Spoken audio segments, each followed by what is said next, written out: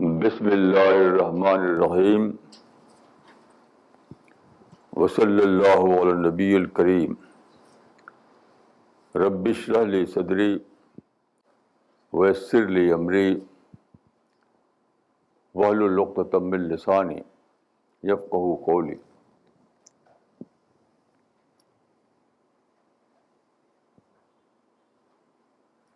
آج جون 2013 کی 16 تاریخ ہے۔ آج کا ٹاپک ہے دا کانسیپٹ آف ڈیوائن نصرت، یعنی خدائی مدد کا اصول۔ قرآن میں بتایا گیا ہے کہ اللہ کی نصرت معنی ہوتے ہیلپ، مدد اہل ایمان کو حاصل ہوتی ہے۔ یہ بات کئی جگہ آئی ہے۔ ایک آیت یہ ہے وَلَا يَنْصُرَنَّ اللَّهُ مَن يَنْصُرُهُ، یہ سورہ الحج کی آیت ہے۔ وَلَا يَنْصُرَنَّ اللَّهُ مَن يَنْصُرُهُ، اللہ ضرور ہی مدد کرے گا جو اس کی مدد کرے گا۔ ایک اور جگہ ہے کہ کان حقاً علینا نصر المؤمنین، ہمارے اوپر واجب ہے کہ ہم اہل ایمان کی مدد کریں۔ تو نصرت کا جو تصور ہے وہ قرآن میں موجود ہے، لیکن تفسیروں میں کوئی واضح بات نہیں کہ نصرت کیا ہے۔ یعنی یہ جو آیت ہے کہ اللہ ضرور مدد کرے گا جو اللہ کی مدد کریں، اس کا مطلب کیا ہے؟ اس کا ایسا واضح مطلب جو آج کے مائنڈ کو ایڈریس کرے وہ تفسیروں میں موجود نہیں ہے۔ مجھے اللہ کے فضل سے روزانہ کچھ نہ کچھ ڈسکوری ہوتی ہے۔ آج بھی ڈسکوری ہوئی۔ ڈسکوری سے آپ کو تبوش نہیں ہونا چاہیے۔ ڈسکوری دراصل معرفت ہی کا دوسرا نام ہے، رزق معرفت۔ قرآن میں دیکھیے حضرت مریم کے بارے میں ہے کہ ان کو رزق آتا تھا، وجد عندہا رزقا۔ تو لوگ سمجھتے ہیں کہ وہ پھل آتا تھا ان کو۔ یہ بالکل ہی بیس لیس بات ہے۔ رزق کا مطلب پھل نہیں ہے، رزق کا مطلب ہے کریٹو معرفت، یعنی معرفت کے اعتبار سے نئی نئی باتیں۔ اسی کو میں ڈسکوری کہہ رہا ہوں۔ خود رسول اللہ کے بارے میں ہے کہ ورزق ربک خیر وابقیٰ۔ لوگ سمجھتے ہیں کہ پراسرار طور پر آپ کو کچھ جنت سے کھانا آیا کرتا تھا۔ یہ بالکل بیس لیس بات ہے۔ یہاں بھی مطلب وہی ہے کہ معرفت کے لائن میں اللہ کی معرفت کا جو پہلو ہے اس میں نئی نئی باتیں، کریٹو باتیں ملتے رہنا۔ دیکھیے یہ ڈسکوری جس کو ہم کہتے ہیں وہ اس کا ایک ہی قانون ہے، سیکولر فیلڈ میں بھی اور ریلیجس فیلڈ میں بھی۔ وہ کیا ہے؟ اگر آپ پریپیئرڈ مائنڈ ہوں، تو جو ایکسپیرئنس ہوگا آپ کو، جو آبزرویشن ہوگا، جو پڑھیں گے آپ، اس سے آپ کا مائنڈ ٹریگر ہو جائے گا۔ جب مائنڈ ٹریگر ہو جائے گا تو کیا ہوگا؟ مائنڈ میں ایک تھنکنگ پروسیس جاری ہوگا۔ وہ تھنکنگ پروسیس پہنچے گا ایک نئی ڈسکوری تک۔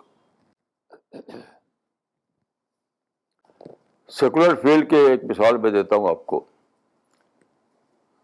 مائیکل فیراڈے کو مانا جاتا ہے کہ وہ الیکٹریسٹی کا یعنی فادر آف الیکٹریسٹی کہا جاتا ہے اس کو، کیونکہ اس نے پہلی بار دریافت کیا کہ واٹ از الیکٹریسٹی۔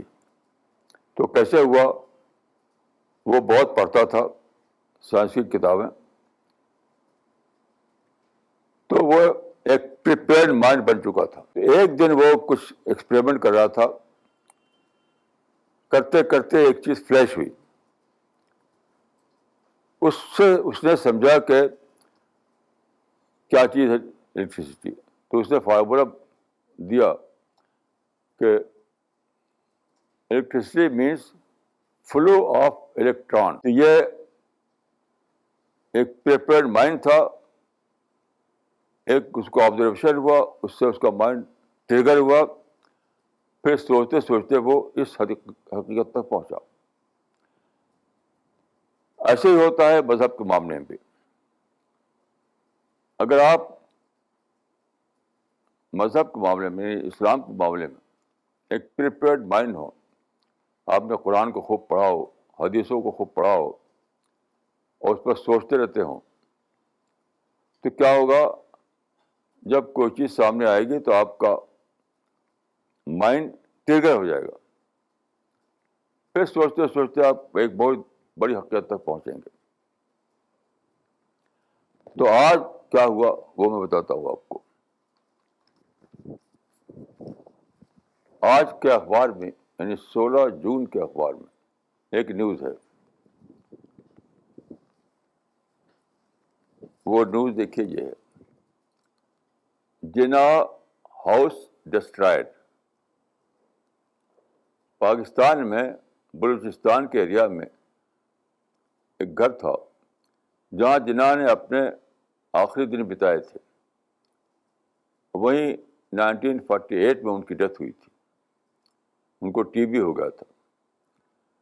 وہ گھر جو تھا وہ برٹش گورنر نے بنایا تھا, وہاں 1892 میں بنایا تھا. وہ بہت ہی ایک بیوٹیفل جگہ تھی, 2 منزلہ گھر تھا وہ. تو برٹش گورنر نے 1892 میں وہ گھر بنایا تھا. وہاں پر آخری زمانے میں جناح صاحب رہتے تھے. وہاں ان کے یادگاریں تھیں, ان کی تصویریں تھیں, ان کا لباس تھا وغیرہ. تو اس کو بم مار کر تباہ کر دیا.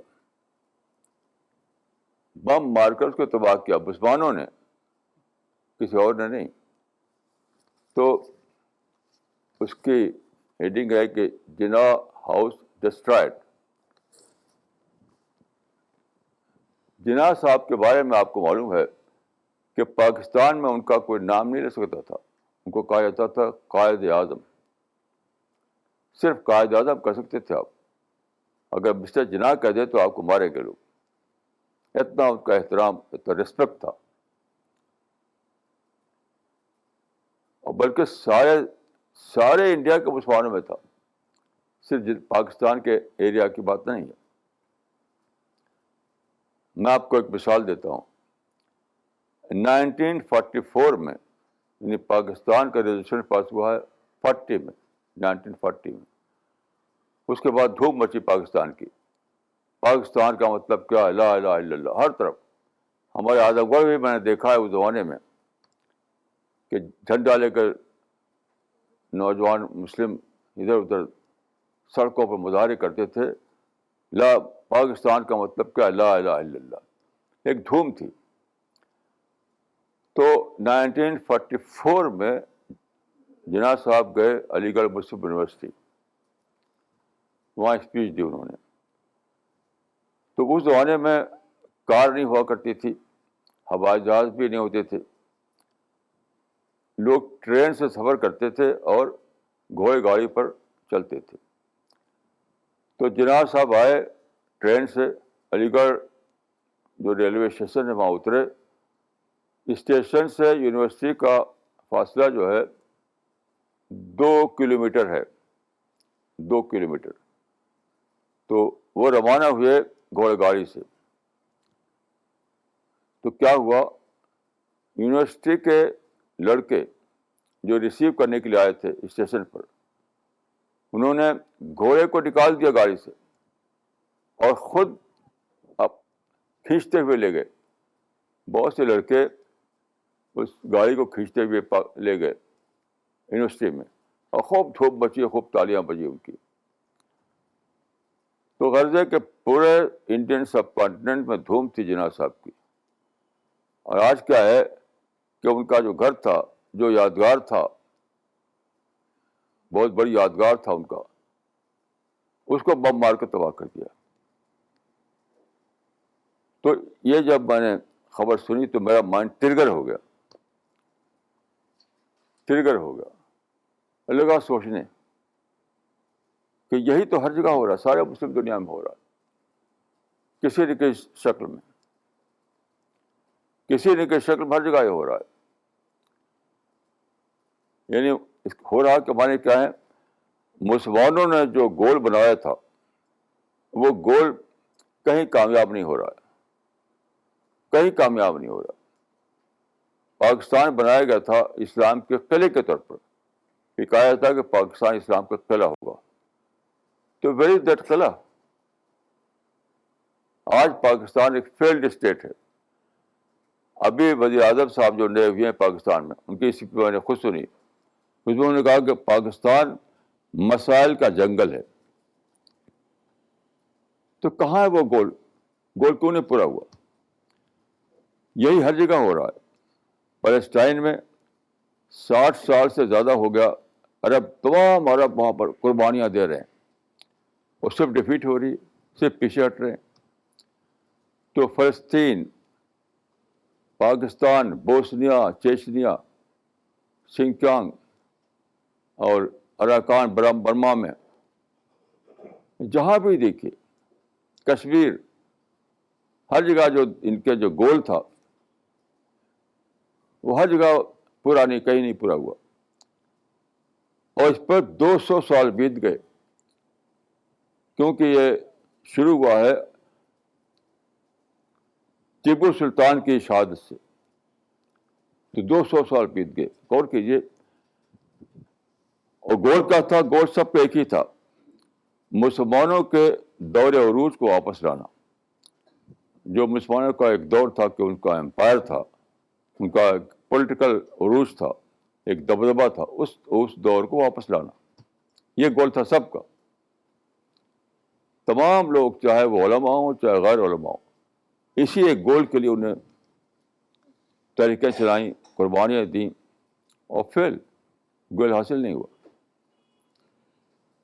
تو میں جو ٹرگر ہوا تو سوچتے سوچتے میں بہت بڑی چیز تک پہنچا. وہ کیا؟ یہ سادہ بات نہیں ہے. پھر میں نے قرآن کی باتیں یاد آئیں مجھ کو کہ کون حقا علینا نصر المؤمنین. اللہ پر واجب ہے کہ وہ مسلمان اہل ایمان کی مدد کرے. وَلَيَنْصُرَنَّ اللَّهُ مَن يَنْصُرُهُ. اللہ ضرور ہی مدد کرے گا جو اللہ کی مدد کرے. تو کہاں ہے وہ نصرت؟ کہاں ہے وہ مدد؟ تو مسلمانوں کا گول پورا نہیں ہوا. ہر جگہ ڈیفیٹ ہو رہی، ہر جگہ وہ ذلیل ہو رہے ہیں، ہر جگہ ان کو شکست ہو رہی. کیوں؟ صاف مطلب اس کا یہ ہے کہ ان کو اللہ کی نصرت نہیں ملی. اللہ کی نصرت نہیں ملی. They feel to receive the divine help. کوئی دوسرا مطلب اس کا نہیں ہو سکتا. یہ بہت زیادہ سوچنے کی بات ہے. جب میں نے سنا ان کی اسپیچ، یعنی پاکستان کے پرائم منسٹر ابھی جو ہوئے ہیں نواز شریف، تو پرائم منسٹر بننے کے بعد انہوں نے ایک اسپیچ دی ہے جو انٹرنیٹ پر موجود ہے، آپ اس کو سن سکتے ہیں. اس نے اپنی زبان سے کہا کہ پاکستان مسائل کا جنگل ہے. پاکستان اس وقت مسائل کا جنگل ہے. اس کو سوچتے ہی دوبارہ میرا مائنڈ ٹریگر ہوا. یعنی اس کا مطلب کہ پاکستان مسائل کے پیٹ میں ہے، بلکہ ساری مسلم دنیا مسائل کے پیٹ میں ہے. پھر مجھے یاد آئی وہ سورہ الصافات میں جو حضرت یونس علیہ السلام کے بارے میں ہے وہ معاملہ. حضرت یونس علیہ السلام اللہ کے پیغمبر تھے. وہ 8ویں صدی قبل مسیح، یعنی 8 سینچری BC میں آئے عراق کے ایک شہر میں، جس کا قدیم شہر تھا وہ نینوا. اب آرکیالوجی سے اس کی کھنڈرات دریافت ہوئے ہیں. تو یہ واقعہ ہے 8ویں صدی قبل مسیح کا. وہاں آئے وہ, اور انہوں نے, وہاں کے لوگ مشرک تھے, شرک یعنی اللہ کے سوا دوسروں کو پوچھتے تھے, تو انہوں نے ان کو توحید کا پیغام دیا. انہوں نے نہیں مانا, مخالفت ہوئی ان کی. اس کے بعد ان کو غصہ ہو گئے, غصہ ہو کر کے انہوں نے نینوا چھوڑ دیا اور چلے گئے باہر. تو ایک واقعہ گزرا جو آپ پڑھ سکتے ہیں تفسیروں میں, وہ وہاں جو دجلہ, بہت بڑی ندی تھی دجلہ میں, ان کو گر گئے وہ دجلہ میں کے پانی میں. تو وہاں پر مچھلی, بڑی مچھلی نے نگل لیا ان کو, غالباً وہ ہیل مچھلی ہوگی شاید. تو مچھلی کے پیٹ میں وہ کچھ دن تک رہنا پڑا ان کو, یہ قرآن میں لکھا ہوا. پھر نکلے وہ, تو مچھلی کے پیٹ کے اندر ہی اندر انہوں نے توبہ کیا. توبہ کے معنی کیا ہے؟ یہ کہا کہ میں نے غلطی کی, اور یہ عزم کیا کہ میں دوبارہ جاؤں گا نینوا کے لوگوں کی طرف. یعنی مدعو کو چھوڑ کر کے چلے گئے غصے میں. یہ اللہ کو پسند نہیں ہے. اگر آپ مدعو کو چھوڑ کر غصے میں چلے جائیں باہر, اس سے پہلے کہ اتمام حجت کیا ہو آپ نے, تو اللہ پسند نہیں آتا اس کو. تو وہ چلے گئے مچھلی کے پیٹ میں. تو مچھلی کے پیٹ میں, وہ غالباً ویل مچھلی تھی, انہوں نے توبہ کیا, استغفار کیا, اور اللہ سے کہا کہ خدا مجھے اگر اس پیٹ سے تو نکالے تو میں دوبارہ جاؤں گا ان کے پاس غلطی کی تلافی کے لیے. تو دوبارہ گئے, اور کیا ہوا کہ پھر وہ نینوا کے لوگ, یعنی اس کی تفصیل آپ دیکھ سکتے ہیں, بائبل میں زیادہ تفصیل اس کی ہے کہ وہ سب, بادشاہ جو تھا, بادشاہ خود اس نے قبول کیا حضرت یونس کی دعوت کو, اور پوری قوم حضرت یونس کے پیغام کو مان گئی. یہ ہوا واقعہ. اس کا ذکر کرتے ہوئے سورہ الصافات میں یہ آیت آئی ہے کہ لَلَبِثَ فِي بَطْنِهِ إِلَىٰ يَوْمِ يُبْعَثُونَ, کہ اگر یونس توبہ نہ کرتے اور دوبارہ مدعو کی طرف لوٹنے کے لیے راضی نہ ہوتے, تو پڑے رہتے قیامت تک وہ مچھلی کے پیٹ میں. لَلَبِثَ فِي بَطْنِهِ إِلَىٰ يَوْمِ يُبْعَثُونَ, قیامت تک وہ مچھلی کے پیٹ ہی پڑے رہتے وہ. اس سے میں نے یہ سمجھا ہے کہ تو پوری امت مسلمہ, پوری امت مسلمہ اس وقت مچھلی کے پیٹ میں, یعنی مسائل کے پیٹ میں, اور وہ نکل نہیں سکتی اس سے جب تک کہ وہ وہی کام نہ کرے جو حضرت یونس علیہ السلام نے کیا. اب دیکھیے کہ مسلمانوں نے کیا کیا. مسلمانوں نے وہی کیا کہ بدو قوم میں سے غصہ ہو گئے. وہ انگریزوں سے غصہ ہوئے, امریکن سے غصہ ہوئے, ہندو سے غصہ ہوئے, ہر جگہ مدعو سے غصہ ہو کر لڑائی شروع کر دیا انہوں نے. یہ پوری 200 سال جو ہے, 200 سال کا جو جس کو کہتے ہیں جہاد, وہ جہاد نہیں تھا, وہ مدعو سے غصہ ہو کر مدعو کے خلاف لڑائی چھیڑنا. کہیں انگریزوں سے لڑ رہے ہیں, کہیں فرانس والوں سے لڑ رہے ہیں, کہیں امریکہ سے لڑ رہے ہیں, کہیں ہندو سے لڑ رہے ہیں, کہیں چین سے لڑ رہے ہیں, کہیں برما کی گورنمنٹ سے لڑ رہے ہیں. ہر جگہ لڑائی, اور اس کو کہتے ہیں جہاد. یہ جہاد نہیں ہے, یہ جہاد نہیں, یہ مدعو سے یعنی غلط طور پر غصہ ہو کر اس کو دشمن سمجھنا اور اس کو لڑائی چھیڑ دینا. تو پیغمبر بھی اگر ایسا کرے تو وہ معاف نہیں ہوتا, وہ مچھلی کے پیٹ جانا پڑتا ہے اس کو. تو امت مسلمہ نے ایسے کر رکھا ہے. تو اس کو میں کہوں گا کہ اس وقت پوری امت مچھلی کے پیٹ میں ہے. مسجدوں کے جو بھیڑ بھاڑ ہے اس کے باوجود مچھلی کے پیٹ میں ہے. وہ جماعتوں کے جلسے جو ہو رہے ہیں اس کے باوجود مچھلی کے پیٹ میں ہے. جو کتابیں چھپ رہی ہیں اس کے باوجود مچھلی کے پیٹ میں ہے. اسلام کے نام پر یہاں وہاں ہنگامے ہیں, نعرے ہیں, دھوم ہے, اس کے باوجود مچھلی کے پیٹ میں ہے, وہ مسائل کے پیٹ میں. اور اس آیت کی روشنی میں میں کہتا ہوں کہ قیامت تک کے مسائل کے پیٹی میں رہیں گے، کبھی نکلنا نصیب نہیں ہوگا ان کو. لَلَبِثَ فِي بَطْنِهِ إِلَىٰ يَوْمِ يُبْعَثُونَ. پوری امت مسلمہ اس آیت کو لے کر میں کہتا ہوں کہ قیامت تک مسائل کے پیٹ میں رہے گی جب تک وہ اللہ کی طرف نہ لوٹے. وہ لوٹنا کیا ہے؟ دیکھیے یہ آیت کو قرآن کے تفسیر میں پڑھیے. مصیبت یہ ہے کہ تفسیر میں کوئی بات واضح نہیں ہوتی، اس لیے لوگوں کا ذہن نہیں بنتا. یہ جو آیت ہے وَلَيَنْصُرَنَّ اللَّهُ مَن يَنْصُرُهُ، اس کا مطلب کیا ہے؟ اللہ مدد کرے گا اس کی جو مدد کرے اللہ کی. اللہ کی مدد کیا ہے؟ وہ صرف ایک ہے، وہ ہے دعوت اللہ. دعوت اللہ، دعوت اللہ کو اللہ نے اپنی مدد کرنا کہا ہے، اور دعوت اللہ کا کام جب کرے گی امت تو اس کو اللہ کی مدد حاصل ہوگی. تو بالکل صاف طور پر یہ سمجھ لیجئے کہ اللہ کی نصرت کا جو وعدہ ہے وہ صرف ایک کام پر ہے، وہ ہے دعوت اللہ کا کام. یہ سب نہیں جو مسلمان کر رہے ہیں ادھر ادھر، یعنی مسلمانوں کے دور عروج کو واپس لانا، مسلمانوں کے امپائر کھڑا کرنا، مسلم حکومت قائم کرنا، مسلمانوں کو سربلند کرنا، یہ سب بے معنی الفاظ ہے اللہ کے لیے، بالکل بے معنی الفاظ. ان چیزوں پر اللہ کی طرف سے نصرت نہیں آنے والی ہے.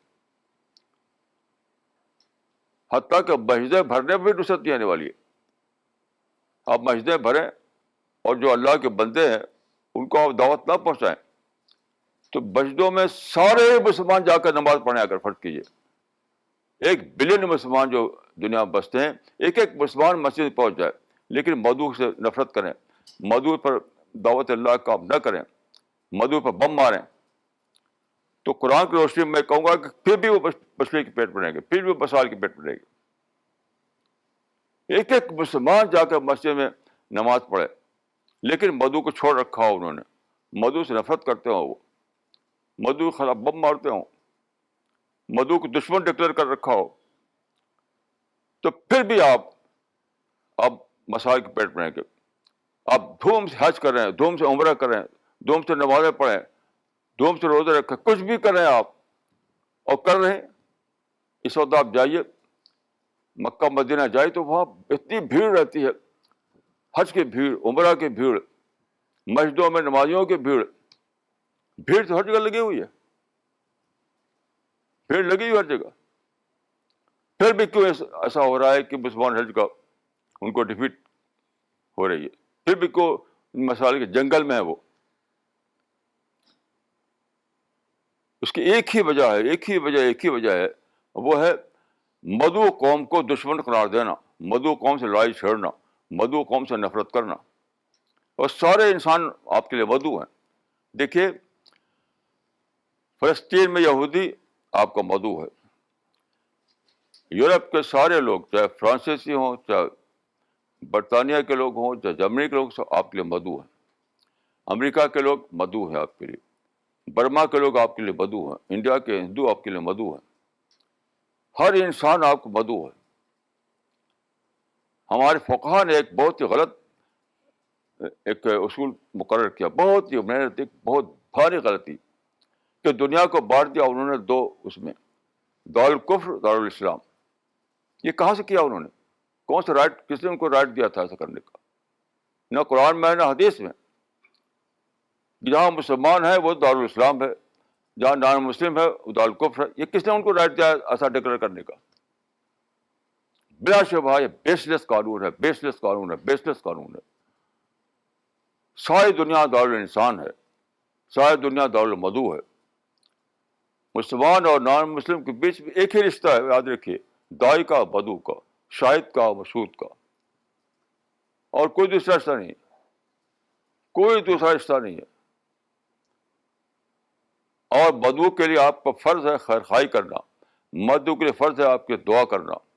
جو بددعائیں کرتے ہیں مسلمان مسجدوں میں، یہ مسلمانوں ہی پر اس کا اتر رہا ہے، الٹا اتر رہا ہے ان کے اوپر.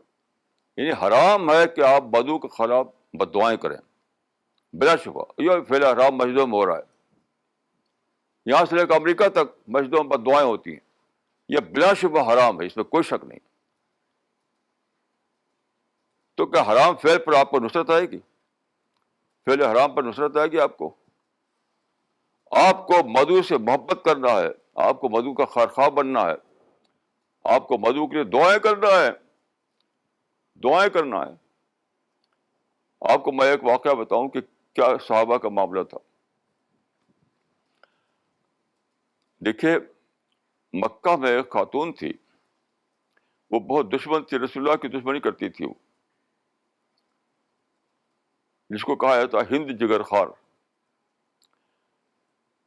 تو وہ دشمن تھے, لیکن فتح مکہ کے بعد اس نے اسلام قبول کر لیا. تو اس سے پوچھا گیا کہ تم تو بہت دشمن تھی, کیسے اسلام قبول کر لیا تم نے؟ اس نے کہا کہ میں نے دیکھا کہ یہ لوگوں نے جب مکہ فتح کیا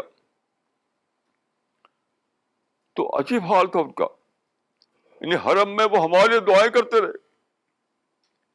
فاتح تو مفتو کو لوٹتا ہے, فاتح جو ہے مفتو کو لوٹتا ہے, ان لوگوں نے ہمیں لوٹا نہیں, ہماری ہدایت کے لیے دعائیں کرتے رہے. اس چیز نے ہند جگر خار کو متاثر کیا, وہ اس نے اسلام قبول کر لیا. تو یہ ہے رسول اللہ کا نمونہ, یہ ہے صحابہ کا نمونہ, یہ ہے قرآن کی تعلیم. تو مسلمانوں نے دیکھیے کتنا غلط کام کر رکھا ہے کہ ساری دنیا کے جو نان مسلم ہیں ان کو دشمن ڈکلیئر کر رکھا ہے, ظالم ڈکلیئر کر رکھا ہے. ان کے خلاف بددعائیں, ان کے خلاف بم مارتے ہیں, گن مارتے ہیں, جہاد کے نام پر ان کے خلاف طریقے چلاتے ہیں. یہ سب کا سب بلا شبہ بیس لیس ہے, غیر اسلامی فعل ہے. تو للب سا فی بطنی الی یوم یبعثون, مسلمانوں کو پلٹنا پڑے گا, مسلمانوں کو لوٹنا پڑے گا. تب وہ جنگل جو, اور نواز شریف صاحب نے یہ تو کہہ دیا کہ مسائل کا جنگل, لیکن یہ نہیں جانا انہوں نے کہ مسائل جنگل سے نکلیں کیسے, اس کی خبر نہیں ان کو. اس کی خبر ان کو نہیں کہ مسائل جنگل سے نکلیں کیسے, یعنی مسائل کے پیٹ سے نکلیں کیسے. وہ صرف ایک ہی بات ہے, وہ یہ ہے کہ آپ جن کو دشمن کہہ رکھا ہے ان کو آپ کہیے کہ وہ مدعو ہیں ہمارے, وہ دوست ہیں ہمارے, ہمارا فرض ہے کہ ان کو ہم دعوت پہنچائیں, اللہ تعالیٰ کی پیغام پہنچائیں سچائی کا. یہ جب تک یہ اس کو کہتے ہیں توبہ, جب تک یہ توبہ نہیں کریں گے اس وقت تک ناممکن ہے کہ مسائل ختم ہو, امپاسبل ہے. 200 سال سے مسائل نہیں ختم ہوئے تو اب کیسے ختم ہو جائیں گے؟ 200 سال کے اندر مسلمانوں نے جو قربانیاں دی ہیں وہ 1400 سال کی قربانی سے بھی زیادہ ہیں, اس سے زیادہ ہے. اور نتیجہ کچھ نہیں, نو ریزلٹ ایٹ آل. تو کیا, تو اب تو ری ایسس کرنے کا وقت آ گیا, ریوائز پھر سے سوچنے کا وقت آ گیا, توبہ کرنے کا وقت آ گیا. تو توبہ یہی ہے جو حضرت یونس صلی اللہ علیہ وسلم نے کیا تھا. حضرت یونس صلی اللہ علیہ وسلم نے مدعو سے غصہ ہو گئے, مدعو کو سمجھا کہ یہ غلط لوگ ہیں, ان سے بائیکاٹ کیا, ان کو چھوڑ دیا, وہی مسلمان کر رہے ہیں زیادہ بڑے پیمانے پر.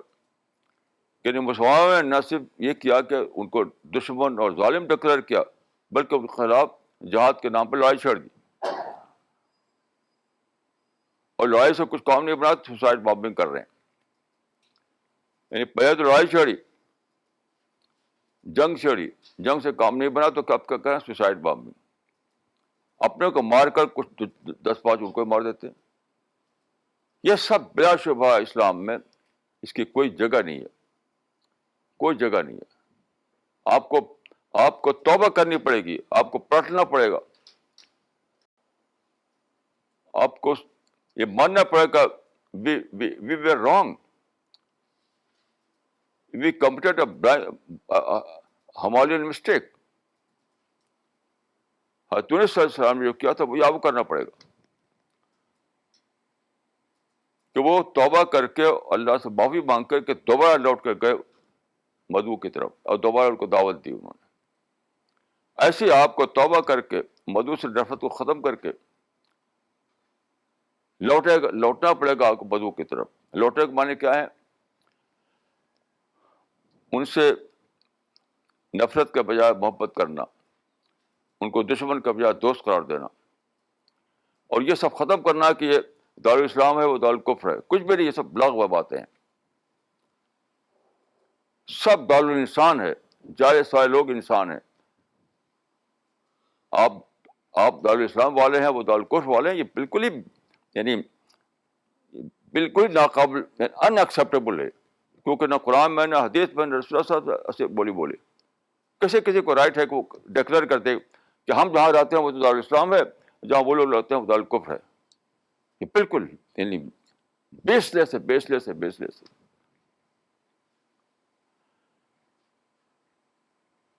تو یہ جو اخبار میں خبر آئی ہے،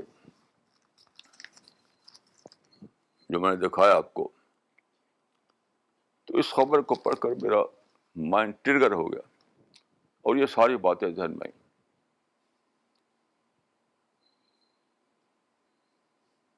تو میں آپ سے عرض کرتا ہوں کہ آپ اسی کو اپنا مشن بنائیں. اسی کو اپنا مشن بنائیں. خود اپنے دل سے کھرچ کر نکال دیجیے. اگر آپ کے دل میں نفرت کا کوئی ذرہ بھی ہے، مدعو کے لیے آپ کے دل میں ایک ذرہ بھی کہیں ہے تو کھرچ کر نکال دیجیے. کوئی بھی ایکسکیوز نہیں. آپ کہیں کہ وہ ظلم کرتے ہیں، وہ ستاتے ہیں، کچھ نہیں. کوئی ایکسکیوز ایکسیپٹیبل نہیں ہے. کوئی ایکسکیوز نہیں. آپ کو یونیلیٹرل طور پر انہیں فارگیو کرنا پڑے گا. یونیلیٹرل طور پر آپ کو ان سے محبت کرنی پڑے گی. یونیلیٹرل طور پر آپ کو ان کا دوست بنانا پڑے گا. یونیلیٹرل طور پر آپ کو ان کا خرخواہ بننا پڑے گا. کوئی ایکسکیوز اس معاملے میں نہیں ہے. کیوں؟ آپ کو اللہ کے ہاں دائی کا انعام لینا ہے. کہ آپ سمجھتے ہیں دائی کا انعام فری میں مل جائے گا؟ اسی دائی کو کہا گیا قرآن میں خیر امت. خیر امت کا مطلب نہیں کہ افضل امت. خیر امت کا مطلب افضل امت نہیں ہے. خیر امت کے معنی ہے خدائی کام کو کرنے کی ذمہ داری دینا. جو اللہ کا جو کام ہے اس کو کرنے کی ذمہ داری دینا، اور پھر اللہ کے ہاں اس کا بہت بڑا انعام ملنا. یہ خیر امت آخرت کے لحاظ سے یاد رکھیے، دنیا کے لحاظ سے نہیں ہے. دنیا میں خیر امت آپ نہیں ہیں. آخرت میں آپ خیر امت قرار پائیں گے بشرطے کہ آپ نے دنیا میں اللہ کی ڈیوٹی انجام دی ہو.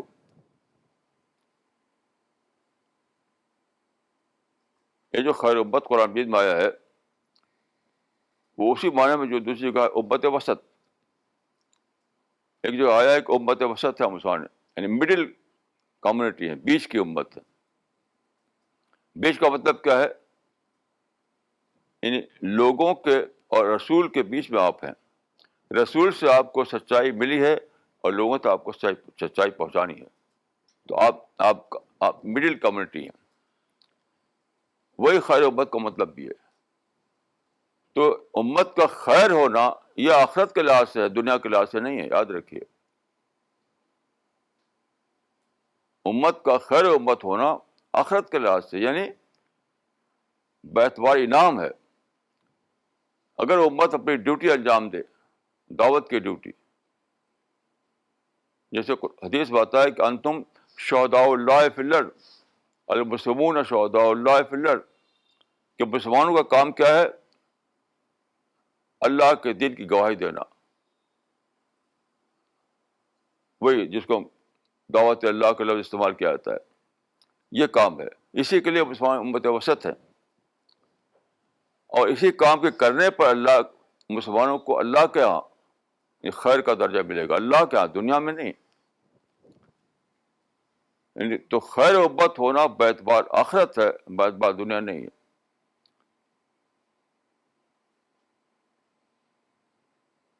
یہ ساری باتیں جو ہیں بہت زیادہ سوچنے کی ہیں، بہت زیادہ سوچنے کی ہیں، بہت زیادہ سوچنے کی ہیں. وہ وقت آ گیا ہے کہ آپ اپنی ساری انرجی، اپنی ساری توانائی، اپنا پیسہ، اپنا جو کچھ بھی آپ کے پاس ریسورسز ہیں، وہ سب جھونک دیں دعوت اللہ کے کام میں، جھونک دیں. وہ وقت آ گیا ہے.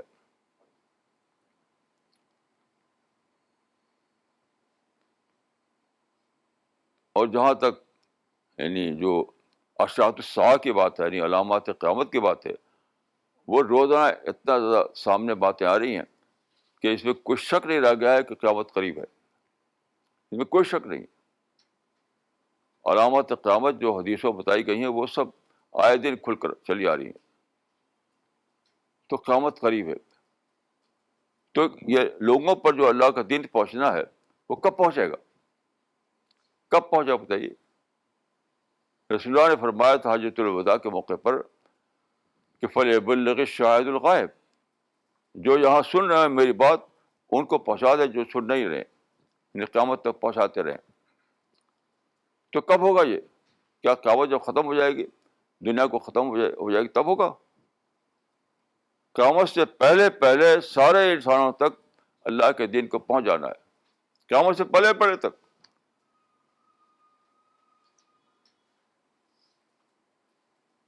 سب کچھ دنیا سے مٹ جائے، پانی بھی نہ رہے، تب بھی قیامت نہیں آئے گی.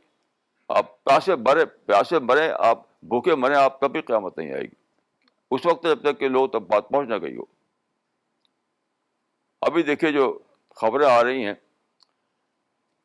کہ لوگ کہنے لگے ہیں کہ تیسری عالمی جنگ پانی کے لیے ہوگی. پانی کا اتنا بڑا پرابلم پیدا ہو جائے گا. تو اگر اتنا بڑا پرابلم پانی کا ہو جائے کہ اس کے لیے جنگیں کریں قومیں، تب بھی قیامت نہیں آئے گی اس وقت تک جب تک کہ سب لوگوں تک بات پہنچ نہ جائے. تو یہ کون کرے گا؟ وہی لوگ کریں گے جو اپنے کو اہل ایمان بتاتے ہیں، اپنے کو مومن مسلم بتاتے ہیں، انہیں کو کرنا ہے.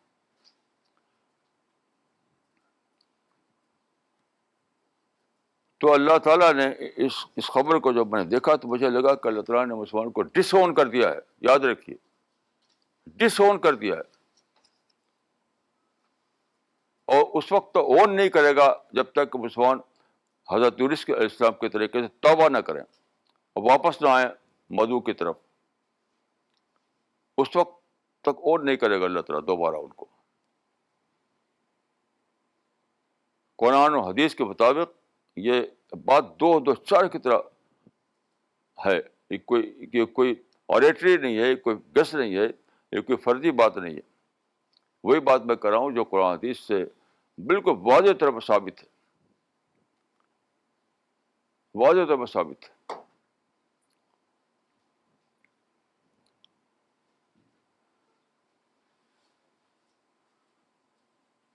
اللہ کے فضل سے ہمارے ساتھی جو ہیں جگہ دنیا کے مختلف حصوں میں سرگرم ہیں، یہ بہت بڑی شکر کی بات ہے. اور سب سے بڑی جو چیز میں سوچتا رہتا ہوں روزانہ کہ میں تو کرسی میں بیٹھا رہتا ہوں ایک کمرے میں اور روتا رہتا ہوں کہ خدا میں تو ایک عاجز بندہ ہوں، لیکن میرے جو ساتھی ہیں خود ہی پلان کرتے ہیں، خود ہی پیسہ خرچ کرتے ہیں، خود ہی اپنا وقت خرچ کرتے ہیں. میرے پاس ان کو دینے کے لیے کچھ نہیں. یہ ساتھی میرے دلی میں نہیں بلکہ دنیا بھر میں ہے. میرے پاس ان کو دینے کے لیے کچھ نہیں. وہ اپنے پاس سے پیسہ خرچ کرتے ہیں، خود پلان بناتے ہیں، اپنے وقت لگاتے ہیں، اور دنیا میں جہاں جہاں ممکن ہے وہ اللہ کا پیغام پہنچا رہے ہیں. کہیں پرسنلی پہنچا رہے ہیں، کہیں جا کر قرآن ڈسٹریبیوٹ کرتے ہیں، کہیں انٹرنیٹ کے ذریعے سے کر رہے ہیں. تو گلوبل لیول پر یہ کام کر رہے ہیں اللہ کے فضل سے، اور اپنی انیشیٹو کر رہے ہیں. میں تو صرف اٹھ کر دعا کرتا رہتا ہوں. بس میں اپنے آفس میں کرسی پہ بیٹھا ہوا صرف دعا کرتا رہتا ہوں. نہ میری کوئی ڈائریکشن ہے، نہ میرے کوئی پلان ہے، نہ کچھ نہیں. تو میں سوچتا ہوں، آج بھی سوچ رہا تھا کہ کیسا عجیب بات ہے کہ کیسے لوگ متحرک ہیں. کوئی سینٹرل پلاننگ نہیں, کوئی سینٹرل ڈائریکشن نہیں, کوئی ایسا سینٹر نہیں جہاں سے ان کو صبح شام بتایا جا رہا ہو کہ یہ کرو وہ کرو. خود ہی خود سب لوگ کر رہے ہیں. یہ بلا شبہ اللہ تعالیٰ کا معاملہ ہے. اللہ تعالیٰ کو یہ مطلوب ہے کہ قیامت سے پہلے اس کی بات, اس کا پیغام لوگوں تک پہنچ جائے. اس لیے اس نے لوگوں کو متحرک کر دیا ہے, لوگوں کو ایکٹیو کر دیا ہے. ورنہ کیسے ممکن ہے کہ لوگ اپنا وقت, اپنا پیسہ, اپنا سب کچھ لگائیں, خود ہی پروگرام بنائیں, خود ہی سوچیں, اس کو اپنے ذاتی کام کے طور پر کریں؟ کیسے ممکن ہے؟ صرف اس لیے ممکن ہے کہ اللہ تعالیٰ سب کے دلوں میں ڈال دیا ہے. اللہ تعالیٰ نے سب کے دلوں میں لوگوں کو ڈال دیا ہے بات. اور ہم سب لوگ ہیومن فیس ہیں, یاد رکھیے. اللہ تعالیٰ کو یہ کام مطلوب ہے کہ یہ پہنچے اللہ کی آواز لوگوں تک. تو جو لوگ, ہم لوگوں کو ایسے بھی لوگ ہیں جو جھوٹی خبریں پھیلاتے ہیں ہمارے بارے میں, بدنام کرتے ہیں ہمارے میں, جھوٹے پروپگنڈے کرتے ہیں ہمارے بارے میں, انہیں توبہ کر کے ہمارا ساتھ دینا چاہیے. انہیں توبہ کر کے ہمارا ساتھ دینا چاہیے. یہی تو وہ لوگ ہیں جو زمین پر اس کام کے لیے متحرک ہیں جس کے لیے رسول اللہ صلی اللہ علیہ وسلم نے کہا تھا کہ میرا پیغام ساری دنیا تک پہنچا دو. تو بہرحال یہ بہت زیادہ, یعنی یہ باتیں, یہ کوئی خطابت نہیں ہے, یہ کوئی آریٹری نہیں ہے, یہ کوئی تقریر نہیں ہے, یہ دل کے ٹکڑے ہیں.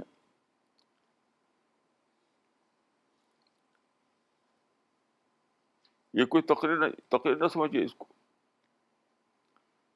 کو کوئی خطابت مت سمجھیے. ایک احساس ہے کہ اللہ کے بندوں تک اللہ کا پیغام کیسے پہنچے. وہ احساس نکلتا ہے میری زبان سے. کبھی لکھتا ہوں, کبھی بولتا ہوں, کبھی دعا کرتا ہوں. اب میں آخر میں آپ کو ایک کل کا تجربہ عرض کرنا چاہتا ہوں. کل شام کو ایک پروگرام تھا.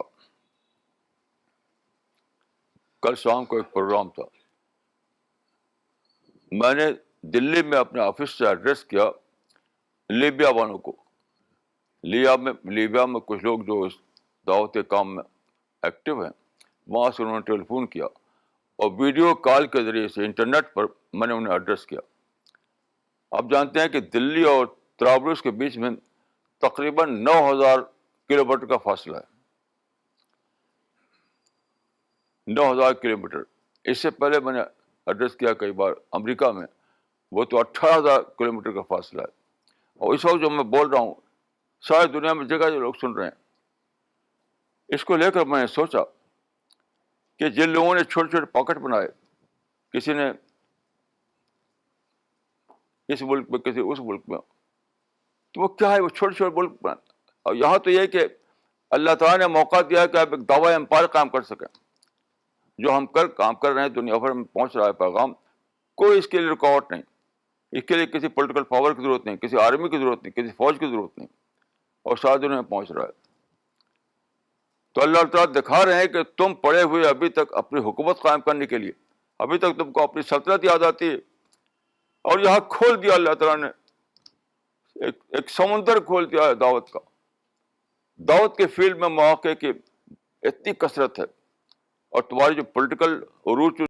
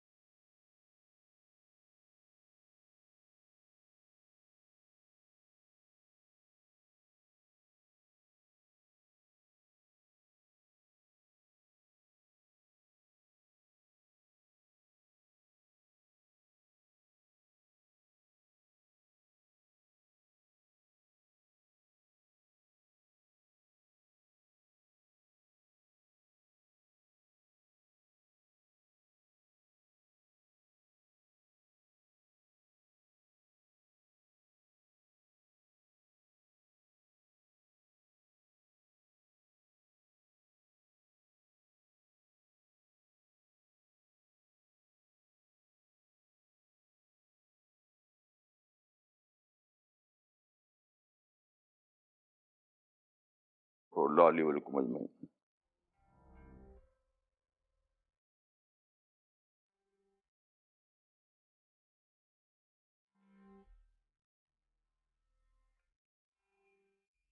مولانا یہ سوال ابھی آیا ہے